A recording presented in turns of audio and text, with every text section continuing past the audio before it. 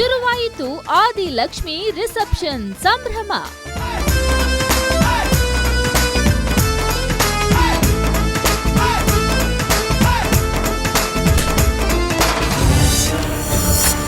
ಧರ್ಮರಾಜ್ ಕುಟುಂಬಕ್ಕೆ ಎದುರಾಗಿದೆ ಅನಿರೀಕ್ಷಿತ ತಿರುವು. ನೀವೆಲ್ಲ ಸೇರ್ಕೊಂಡು ಏನೋ ಸರ್ಕಸ್ ಮಾಡ್ತಾ ಇದ್ರೆ ಅದಕ್ಕೆ ಫೈನಲ್ ಟಚ್ ಮಾತ್ರ ನಾನು ಕೊಡ್ತೀನಿ.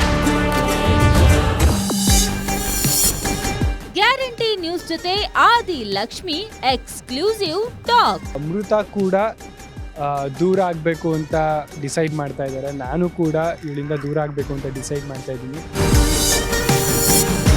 ಮಗಳ ರಿಸೆಪ್ಷನ್ ಬಗ್ಗೆ ಲಕ್ಷ್ಮಿ ಅಪ್ಪ ಅಮ್ಮ ಹೇಳಿದ್ದೇನು ಗೊತ್ತಾ? ಲಕ್ಷ್ಮಿಗೂ ಕೆಟ್ಟದಾಗ್ಬೇಕು ಅಂತ ಯಾವತ್ತೂ ಬಯಸಿಲ್ಲ.